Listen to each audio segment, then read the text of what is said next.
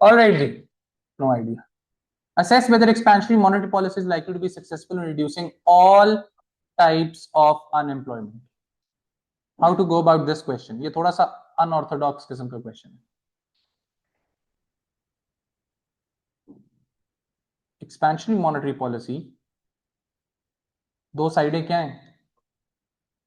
Positive negatives in the light of what? The light of unemployment in general. और all जो है वो हमारा क्या है? इवैल्यूएशन का लफ्ज. ठीक है, तो monetary policy, expansionary monetary policy को थोड़ा सा समझा देंगे कि होती क्या है, इसके टूल्स तीनों बता देंगे. क्या करते हैं इसमें? इंटरेस्ट रेट कम, मनी सप्लाई ज्यादा, क्रेडिट रेगुलेशंस ज्यादा, और इसका फिर इम्पैक्ट इस पे बता देंगे, एडी पे. इंटरेस्ट रेट का अलग-अलग एडी पे बताएंगे. और एडी के बाद हम क्या करेंगे? बता देंगे कि जीडीपी बढ़ जाएगा जिससे अनएम्प्लॉयमेंट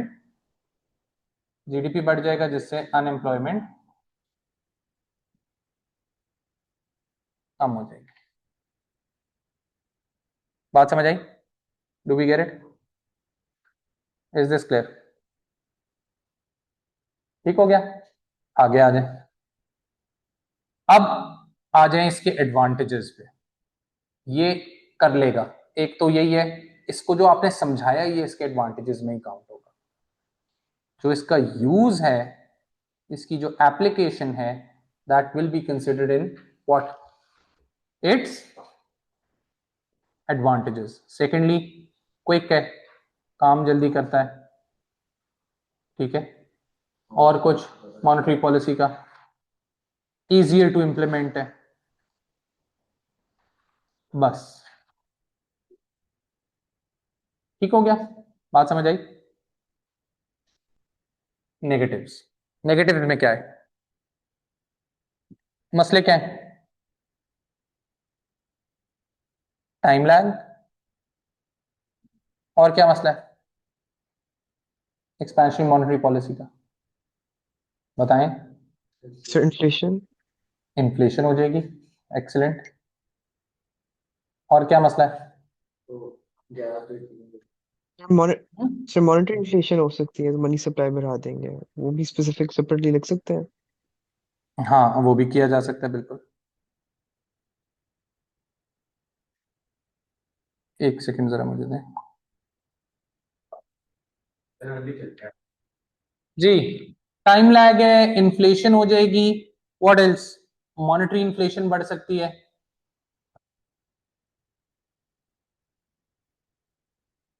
हाइपर इन्फ्लेशन हो सकती है, मॉनेटरी इन्फ्लेशन हो सकती है. What else? बिल्कुल. ये आपके क्या करेगा? इंटरेस्ट रेट कम करने से हॉट मनी फ्लोज को कम कर देगा. कम हो रहा है ना, जिससे आपकी करेंसी डेप्रिशिएट कर जाएगी. जिससे आपकी करेंसी क्या कर जाएगी? डेप्रिशिएट कर जाएगी. ठीक है. बात समझ आई है सबको? Is this clear? उससे आपका फर्दर बैलेंस ऑफ ट्रेड को भी फर्क पड़ सकता है. ठीक है, वो इंप्रूव भी हो सकता है, गिर भी सकता है, अगर आप उसको हो सकता है ना चेंज करना चाहें. इवैल्यूएशन में आप लिखेंगे all types of inflation unemployment. तो जहां तक किसकी बात है? साइक्लिकल की. बंद करने से साइक्लिकल की बात है. साइक्लिकल को तो ये कर लेगा हैंडल, एफिशिएंटली क्विकली हैंडल कर लेगा. लेकिन व्हाट अबाउट स्ट्रक्चरल? पॉलिसीज का जो मेन पर्पस है जी, अनएम्प्लॉयमेंट को लेके और क्या बात करते हैं? Macro economic AIIMS and objectives बताए थे ना. इन्फ्लेशन है, ग्रोथ है, अनएम्प्लॉयमेंट है, इनकम डिस्पैरिटी है, एक्सचेंज रेट है, बैलेंस ऑफ ट्रेड. ठीक है. स्ट्रक्चरल अनएम्प्लॉयमेंट को ये कम नहीं कर सकता, उसके लिए और किस्म की पॉलिसी चाहिए. इधर आप फिर वैल्यूएशन में एक ऑल्टरनेट ला सकते हैं. एनालिसिस में ऑल्टरनेट की जरूरत नहीं है, इधर आप सप्लाई साइड ला सकते हैं. स्ट्रक्चरल के लिए सप्लाई साइड बेहतर है. Do we get it? Frictional के लिए भी कोई खास इतनी अच्छी नहीं है, अनटिल अनलेस टारगेटेड ना हो. सप्लाई साइड हमने नहीं पढ़ी, पता नहीं फिर मैंने किसको पढ़ाई है, पढ़ा चुका हूं मैं जी। Is this clear? क्यों? हाँ जी। Meaning of expansionary monetary policy, tools of monetary policy appropriate for increase in money supply, reduction in interest rate. Credit, mention of devaluation exchange rate, but it is not required at face level. An explanation of the way in which these tools of monetary policy will operate to reduce unemployment, impact of an increase in money supply and impact, strengths or weaknesses of each measure. हर किसी का फायदा नुकसान आपने बता देना है। All types of inflation के ऊपर आपने कमेंट लाजमी करना है। आ जाए, ये हमने क्यों पढ़ा है? क्योंकि हमारे पास इसका एग्जामिनर का लिखा हुआ आंसर मौजूद है, उसको भी देख लेते हैं so that we have a better understanding के क्या है क्या नहीं। Here we go. अच्छा जी, ये उसका आंसर है एग्जामिनर का। 11 आउट ऑफ 12 दिए हैं। एक एग्जामिनर ने लिखा है, दूसरे ने चेक किया, मार्क किया।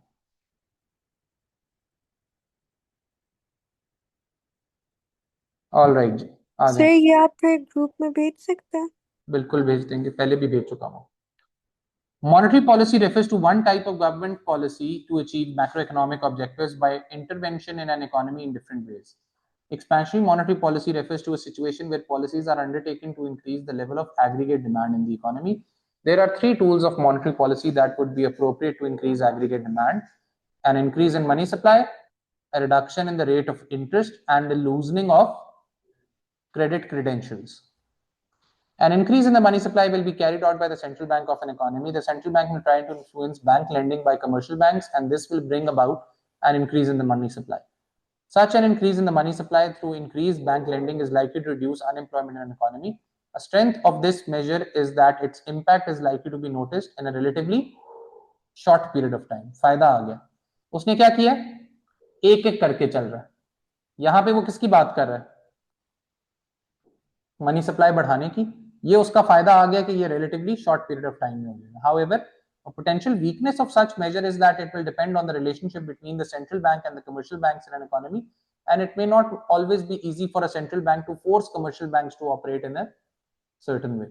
तो commercial banks हो सकता है मनी सप्लाई ना बढ़ाएं जो कि उसकी बात ना माने। तो एक पॉजिटिव उसने दे दिया, एक नेगेटिव। ठीक है, ये थोड़ी डिफरेंट अप्रोच ले रहा है। ये क्या कर रहा है, एक एक टूल को का फायदा बता रहा है, नुकसान बता रहा है, फायदा बता रहा है, हाँ एक एक करके बता रहा है। हम सारे इकट्ठे बता रहे थे और सारे इकट्ठे बता रहे थे, जो आपको बेहतर लगता है। इसमें जरा ये होता है कि ये है तो अच्छा, लेकिन इसमें आप कंफ्यूज ना हो जाएं, आप मिस ना कर दें। You should be very focused, और ये बगैर रफ ड्राफ्ट के इस तरह करना मुश्किल है इसको। A reduction in the rate of interest is the second possible measure. A strength of this measure is that any change of interest can have an immediate impact as people and institutions are encouraged to borrow as the cost of borrowing is cheaper. The increase in borrowing is likely to be followed by an increase in spending, and this could lead to a reduction in unemployment. Simple उसने बता दिया कि cost of borrowing कम हो जाएगी, बोरो ज्यादा करेंगे, AD बढ़ेगा। However, a potential weakness of such a measure is that it may not always have a significant impact on decisions to borrow money, interest elasticity of demand being relatively inelastic. ये क्या है interest elasticity of demand? Pakistan जैसे country में अगर आप interest rate बहुत ज्यादा कम कर भी दें, बोरोइंग फिर भी बहुत ज्यादा इंक्रीज नहीं होती। यही काम आप यूएसए में करें। इसका रीजन वैसे तो इस्लामिक रीजन है, लेकिन आपने लिखना नहीं, बस आप बोले फाइनेंशियल इंस्टीट्यूशन, बस इन इलास्टिक। नहीं, कोशिश करें ना लिखें आप इस्लामिक रीजन। उधर आप यूएसए में एक पॉइंट भी कम करें तो गोरे पागल हो जाएंगे, क्योंकि उनकी तो जिंदगी चलती है इंटरेस्ट रेट पे, लेंडिंग पे। Third tool is central banks valid credit regulations on lending by commercial banks to their customers when there is a need to increase aggregate demand to reduce unemployment, and easing of credit regulations should boost spending by consumers and firms, creating more jobs. A criticism of this policy that it is short term and can lead to serious periods of stop and go that are not conducive to economic growth. तो एकदम आप रोक दें फिर आप उसको करें कि ज्यादा हो जाए, तो ये इकोनॉमिक ग्रोथ के लिए अच्छा नहीं है, हेल्दी नहीं है। लोग फिर बोरो करने का ट्रेंड खत्म हो जाता है, लॉन्ग टर्म इफेक्ट्स आते हैं। आसान है मुश्किल? Some economists include exchange rate as a tool of monetary policy. It must be stressed that this is only valid when dealing with a fixed exchange rate system. A devaluation of the exchange rate will usually increase aggregate demand and employment. This is because devaluation will lead to fall in exports and increase in import prices relative to an economy's competitors. These changes will boost aggregate demand and reduce unemployment. ठीक है, ये उसका analysis आ गया। अब यहाँ पे आ जाए evaluation.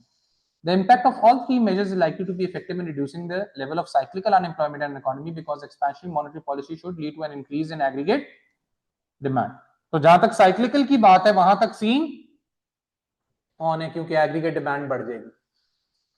However, these measures are likely to be less successful in reducing other types of employment. For example, frictional unemployment occurs when there are people moving from one job to another, and there is always likely to be some form of frictional unemployment in an economy. However, successful expansionary monetary policy is in increasing aggregate demand. Structural unemployment may still exist as there are always likely to be some declining industries, whatever the level of aggregate demand. Technological change भी एक key feature है. आई बात समझ में? Even expansionary monetary policy has increased the level of aggregate demand in the economy. Some seasonal unemployment may continue. Seasonal भी रहेगी चाहे आप जो मर्जी कर रहे. समझ रहे हैं? तो एक एक उसने अनएम्प्लॉयमेंट को एक्सप्लोर किया इसमें. Therefore, in conclusion, expansionary monetary policy is likely to be successful in reducing unemployment, especially cyclical. लेकिन frictional, technological और conclude ये करना है कि all जो था वो नहीं. आसान है मुश्किल? बहुत बेसिक, बहुत आसान आंसर लिखा है इसने. ठीक है, लेकिन इसने चेक सब कुछ किए, हर टिक लगा है इसके हर बॉक्स में. इसने फायदे नुकसान दिए, पॉलिसीज के तीनों टूल्स का जिक्र किया, तीनों के फायदे नुकसान इंडिविजुअली देखें, और उसके बाद इसने क्या किया, ऑल के ऊपर उसने स्ट्रेस किया, टाइप्स ऑफ अनएम्प्लॉयमेंट सारी डिस्कस की. देख लेते हैं. The answer achieves level 3 for knowledge, understanding, and analysis. A detailed knowledge, understanding, and the meaning of expansionary monetary policy and the tools of monetary policy appropriate to expansionary monetary policy is demonstrated. Detailed analysis of strengths and weaknesses of each of the three measures in reducing unemployment. The answer gains all 8 marks. The answer achieves level 2 for evaluation. It develops evaluative comments rather than simply stating or listing relevant points, and the strengths or weaknesses of each monetary policy are considered before reaching a reasoned conclusion. The answer gained 3 out of 4 available marks as it felt that there was scope to have developed the evaluation more fully in places such as in relation to particular examples of frictional, structural. वो कहता है थोड़ा सा और इसको बताना चाहिए था कि मॉनेटरी पॉलिसी का क्या रोल है, क्यों फेल होगी. इस तरह के क्वेश्चन में ऑफन कॉमन मिस्टेक्स क्या हैं? मॉनेटरी पॉलिसी को जनरली डिस्कस कर देते हैं, एक कॉन्ट्रैक्शनरी भी बता देते हैं, जबकि मेंशन सिर्फ किसका था? एक्सपेंशनरी का. Fail to appreciate the reference to the degree of success in reducing all types. सारी टाइप्स ऑफ अनएम्प्लॉयमेंट को डिस्कस नहीं किया जाता. Is this clear? Is this understood?